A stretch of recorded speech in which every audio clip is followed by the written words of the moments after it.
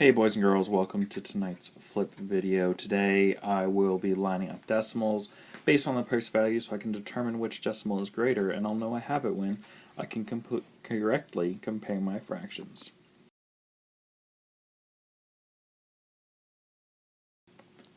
So on occasion we will be given two different decimals and we have to compare them, greater than, less than, or equal to, just like we did with whole numbers. Now we're going to follow the same type of format, except for there's going to be one slight difference here. So here we're comparing two characters from Legends of Tomorrow, the show on the CW, and it says that Captain Cold can cool an object by 32 and 1/10 degree, while Heatwave heats things up by 32 and 99 thousandths degrees. Which number sentence correctly compares the degrees? So my first step is I'm going to take my information and I'm going to circle it so I know what I have. And I have 32.1, and I'm comparing, so I'll give myself a comparing box, and I've got 32.099, so 32 and 99 hundredths. What I need to do is I need to line these up, just like I did with my whole numbers. I'm going to try stacking them. So I have 32 from the heat wave, my decimal point, my 0, my 9, and my 9 for my 99 thousandths. Now what we see here is we don't have an equivalent amount of place values. And the beautiful thing with a decimal is I can add as many zeros as I want after the last digit in my decimal. And it doesn't change the value. So right here my last digit is a 1, and then I've got all this blank space. So I can go ahead and I can just plop in some zeros, and it has not changed the value. The 1 is still worth 1/10, and this hundredth had nothing there. It's still worth nothing, and this thousandth is still worth nothing. But it just helps me compare overall. Now my last step is I'm just going to look at each place value, starting with my greatest place value, my tens place. My 3s or my 30s are the same.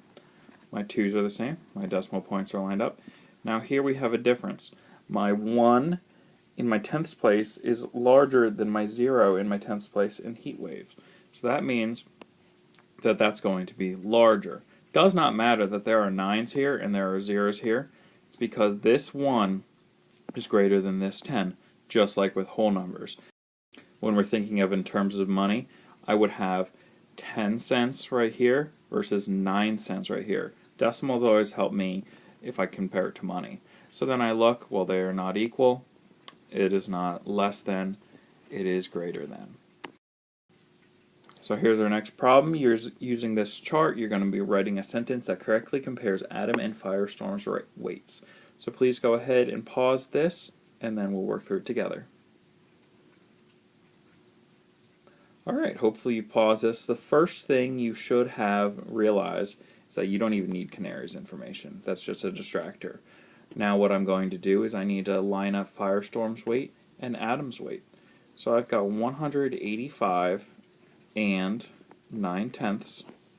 Then atom is 185 and 77 thousandths.